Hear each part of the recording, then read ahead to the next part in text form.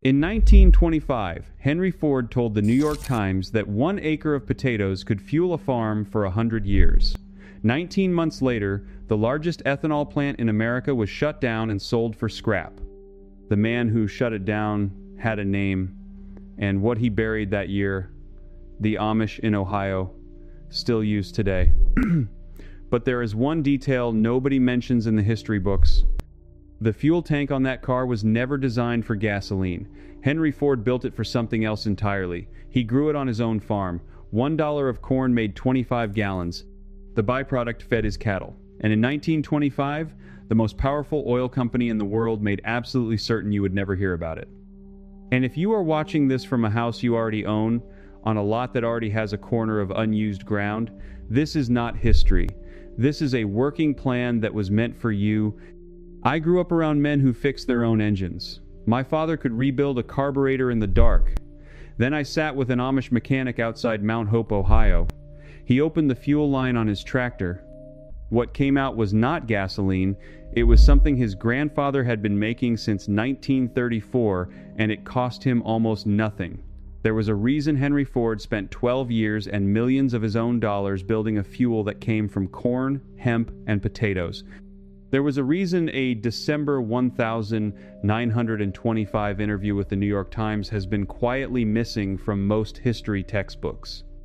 And there is a reason that today, on land you already own, with crops you can already grow, you can technically do exactly what Ford planned for every American farmer to do. Stay with me, because what you are about to hear is documented in 3 places.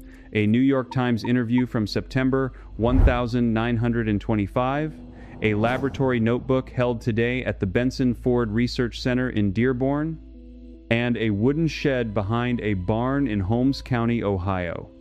It is documented, it is on record, and the man who buried it had a name. Let me take you back to 1908. Henry Ford has just launched the Model T. It sells for $260 by the time production really hits stride. It is the cheapest car in the world. It is the most popular car in the world. And here is the part nobody tells you. The carburetor on the original Model T had an adjustable jet. You could turn a small brass screw on the side of that carburetor and switch the engine from running on gasoline to running on pure alcohol. Ford put that adjustment there on purpose. He did not consider it optional. He considered it the future.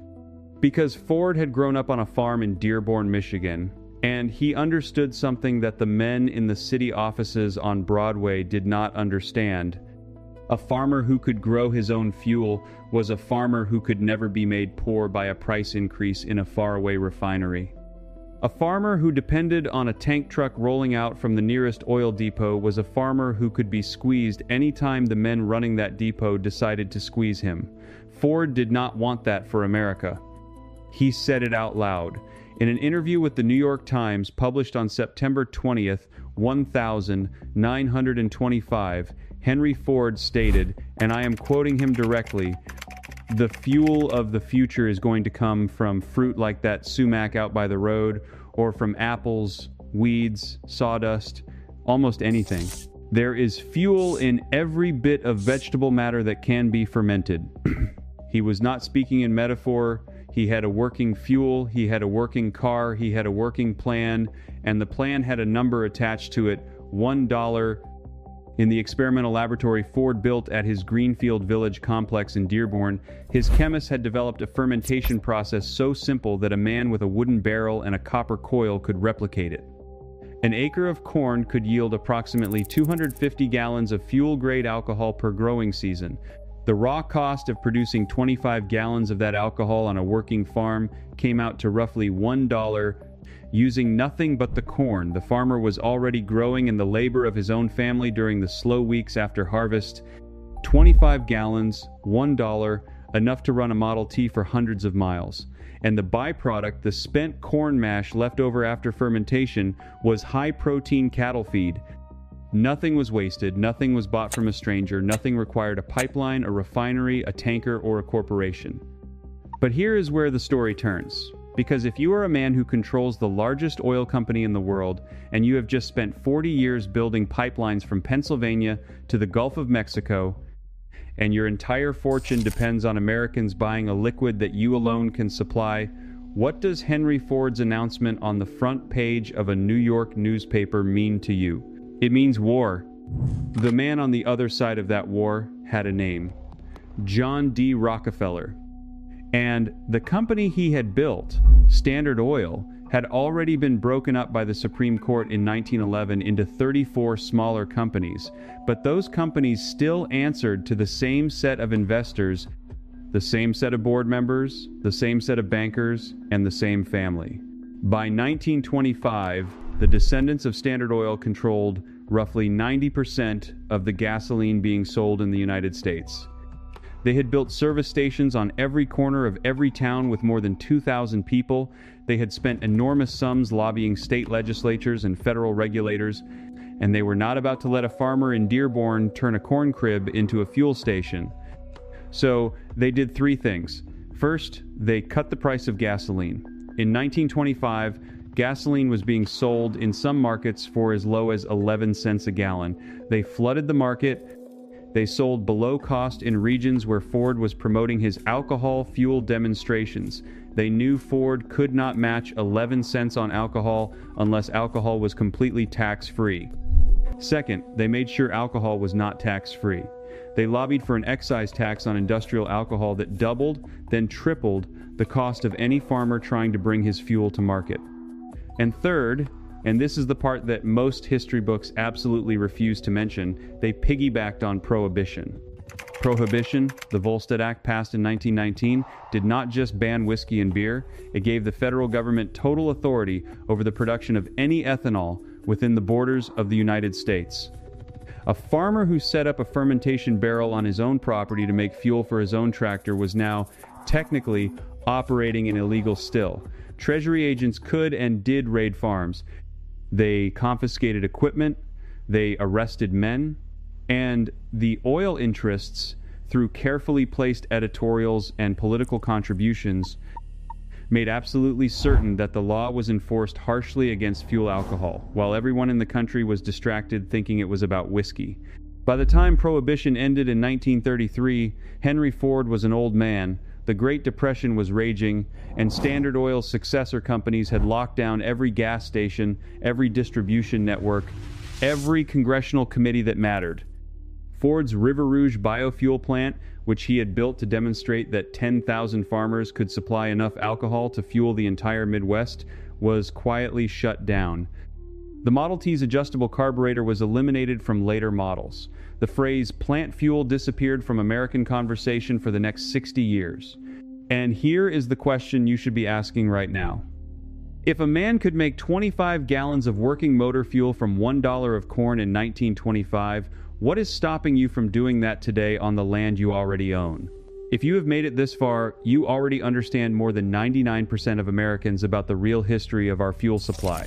And if you want the complete blueprint, every measurement, every fermentation ratio, every legal pathway that still exists under the current federal small producer permit system, every step Ford's own chemists documented, it is all laid out in the manual. The link is in the description below. Now let me show you something else. Because right now you might be thinking this all sounds wonderful for a farmer with 200 acres in Iowa, but you live on a half-acre lot outside Harrisburg, or a quarter-acre in suburban Cleveland, or a hobby farm in Tennessee with one chicken coop and a tomato patch. Now, if you already own a house and you are thinking this only applies to people building from scratch on a big spread of farmland, stay with me, because this next part is specifically for you. The Amish families I spent time with in Holmes County, Ohio, do not own 200 acres each. Most of them work between 40 and 80 acres, and many of them work less. And yet, every single one of the older men I talked to in 2019 knew how to make their own running fuel. Not as a hobby, not as a survival fantasy, as a working backup that they actively maintained. One man near Berlin, Ohio, walked me out behind his barn to a small wooden structure no bigger than a tool shed, about 8 feet by 10 feet. Inside that shed was a copper coil, a 55-gallon food-grade barrel, a wood stove, and a thermometer. That was the entire setup. He told me his grandfather had built the original version in 1934, the year after Prohibition ended, and that the design had been passed down without changes for 3 generations. Before I show you the technique, one quick thing. Everything I have been pulling out of these Amish kitchens and farmhouse archives, the half cup of borax that replaces $320 a year of laundry products, the dishwasher boost that brings hard water glasses back to clear, the toilet bowl treatment for 9 cents a night, the borax and sugar dust that kills roaches at 1% of the cost of commercial baits, the mattress treatment for 12 cents, the rust paste on the cast iron pan, the grout paste that whitened 11 years of staining, and all the other pieces I have pulled out of Lancaster County and Holmes County over the years. I have put it all in one place. It is called the Amish home system. Link is in the description. And now, the technique he showed me does not require a cornfield. It requires food waste, apples that fell off the tree and bruised, potatoes that froze in the root cellar and went soft, grain that got damp and would have been thrown to the pigs, even sawdust from his woodworking shop. He pointed at a sack of moldy potatoes and said, "That right there is 2 gallons of fuel by Friday." He was not joking. He had a logbook. He showed me. Every week through autumn and winter he ran a small batch, never more than 5 gallons at a time. He used it primarily to run a small gasoline generator that powered the diesel pump on his well during outages, and to run an antique tiller his father had bought in 1952. The reason this matters for you, on your existing property, is that the Federal Tax and Trade Bureau has issued small fuel producer permits since 1980. The permit is called a TTB Form 5110.74. It is free. It allows a private individual to produce up to 10,000 gallons of fuel ethanol per year on their own property for their own use. 10,000 gallons. You do not need a farm. You do not need a license to sell. You do not need a corporation. You need an existing structure on your property, a permitted still, and the willingness to actually do the work. A standard suburban backyard with 1 apple tree, a vegetable garden, and access to grocery store discount produce can easily produce 100 to 200 gallons of fuel ethanol per year. That is enough to power a generator through every blackout your region will ever face. Enough to run a rototiller, a chainsaw, a small motorcycle, or an emergency vehicle if conditions ever require it. And the equipment, if you build it yourself, the way that Amish man near Berlin built his, costs less than $400 total. Less than what most families spend on gasoline in a single month. But there is one critical piece that the Amish know and the rest of America has forgotten. The fuel they make is not pure ethanol, it is what Ford called blended plant fuel, and the blend matters. Because pure ethanol, at 190 proof, will eat through certain rubber seals in older engines. Pure ethanol also absorbs water from the air and goes bad faster than gasoline. The Amish solution, passed down from before the Second World War, is to mix the ethanol with a small fraction of vegetable oil or rendered animal fat at a precise ratio, roughly 30 parts ethanol to 1 part oil. The oil acts as a lubricant for the engine seals and as a moisture barrier inside the storage tank. Done correctly, this blended fuel will sit in a sealed drum for over a year without degrading. This is the kind of detail you will never find on a government extension website. You will never find it on a homesteading blog written by a 30-year-old with a degree in journalism. You find it from a man whose grandfather did it during the Depression, whose father did it during the war, and who does it himself today because his community decided 3 generations ago that depending on a gas station 8 miles away was a form of slavery they were not willing to accept. Now, this is where I have to tell you about the part that I almost did not believe until I saw it with my own eyes. Because everything I have described so far is what the historical record shows and what the Amish currently practice.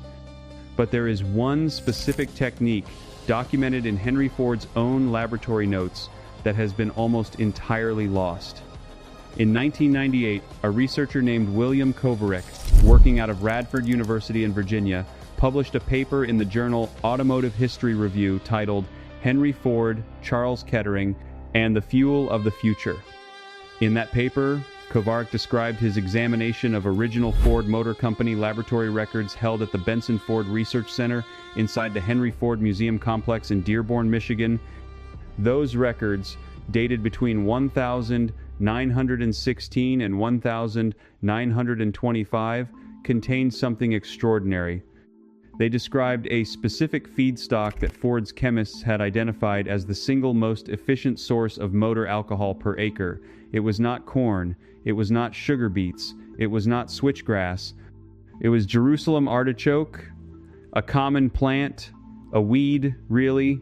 A plant that grows wild across 38 American states and produces 10 times the fuel yield of corn per acre with no irrigation, no fertilizer, and no replanting.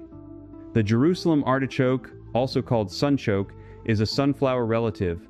It produces a knobby underground tuber loaded with a sugar called inulin. Inulin ferments faster and cleaner than the starches in corn. 1 acre of Jerusalem artichoke, according to Ford's own laboratory data, from 1923 could produce between 1,000 and 1,200 gallons of fuel alcohol per growing season.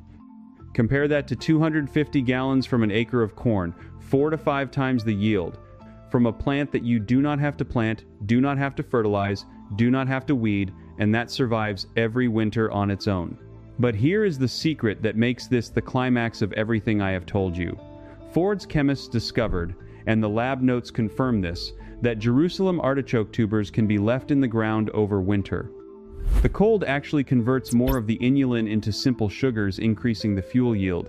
A farmer could dig up tubers in February in frozen ground and get higher alcohol output than tubers dug in October. The plant essentially refines itself in the soil. No silo, no drying, no storage loss. I asked the Amish man in Berlin, Ohio, why his community had not adopted this. He smiled and said, "Oh, we have." He walked me to the edge of his property line to a patch of ground about 30 feet by 30 feet that I had assumed was uncultivated weeds. He pulled up a stalk. The roots came up loaded with knobby, pale tubers, like a string of small potatoes. He said, "My grandfather planted this patch in 1936. We have never replanted it. We harvest what we need every winter, and it comes back stronger every spring." He told me a single patch the size of a parking space, properly maintained, can produce enough Jerusalem artichoke tubers to make 60 to 80 gallons of fuel alcohol per year forever. From an initial planting that costs less than $15 in tubers from any seed catalog. That is the buried Ford technique. It exists in the original 1923 laboratory notes at the Benson Ford Research Center. It is being quietly practiced in pockets of Lancaster County and Holmes County right now. And it is available to any American with 30 square feet of ground and the willingness to plant once in his lifetime. The reason you have never heard of this is the same reason Ford's plant fuel was buried in 1925. Because a man who can grow his fuel in the corner of his backyard from a plant that needs nothing from anyone is a man who cannot be controlled. He cannot be taxed at the pump. He cannot be price gouged in a crisis. He cannot be made dependent on a refinery 600 miles away owned by men he will never meet. That kind of independence terrifies the people who profit from the current arrangement, and so the knowledge was allowed to fade. The Model T's adjustable carburetor disappeared from the assembly line. The river of articles Ford was publishing in 1925 dried up by 1928. And by the time your grandfather was filling his first car at a roadside pump, the idea that fuel was something you grew had been replaced by the idea that fuel was something you bought. But the Amish remembered. The lab notes survived. And now you know, 100 years ago, the most successful industrialist in the world tried to give every American family the freedom to fuel their own life from their own land. And men with deeper pockets and longer reach made sure you would forget. But forgetting is not the same as losing. The seeds are still in the ground, the technique is still in the books, and the freedom Ford wanted for you is still there, waiting in a patch of weeds in the corner of your yard. If you are the kind of person who believes that real knowledge has been quietly pushed aside to protect someone else's profit, you already know what to do next. You already know why this video found you tonight, and not someone else. Here is what I want you to do right now. In the comments below, tell me one thing. Did you know before tonight that the original Model T had an adjustable carburetor that ran on alcohol made from corn? Yes or no? Just type it in the comments. I read them, I respond to them, and I want to see how many of us were kept in the dark about something this simple for this long. Then hit subscribe. Not because it helps the channel, although it does. Hit subscribe because there is a growing number of us who have decided that the knowledge our grandfathers had is worth recovering. We are not waiting for permission. We are not asking the men who buried this to give it back. We are digging it up ourselves, one piece at a time. Next week, I am releasing the second part of this story, because there is a second secret Ford left behind related to a small device he patented in 1922 that allowed an ordinary kerosene lantern to produce 3 times the light using half the fuel. The Amish in Lancaster County have been quietly using a version of this device for almost 90 years. And what it does to your monthly electric bill when you understand how it works will change the way you think about every light bulb in your house. I will see you in that one. But before you go, I want to leave you with something that has been sitting with me ever since I started pulling these threads. Because the Model T story is not really about a car. It is not really about ethanol or corn or carburetors. It is about a question that Henry Ford himself asked out loud in a 1925 interview with the New York Times on September 20th of that year, when he sat down with a reporter named Edward Hamilton, and I am quoting him almost word for word here, that the fuel of the future is going to come from fruit like that sumac out by the road, or from apples, weeds, sawdust, almost anything. He said there is fuel in every bit of vegetable matter that can be fermented. He said there is enough alcohol in 1 year's yield of an acre of potatoes to drive the machinery necessary to cultivate the fields for 100 years. Read that sentence again. 1 acre of potatoes. 100 years of fuel for the machines that work that same acre. That is not a fringe theory. That is the founder of the largest automobile company in the world, on the record, in the most respected newspaper in America, telling the country exactly where energy independence was going to come from.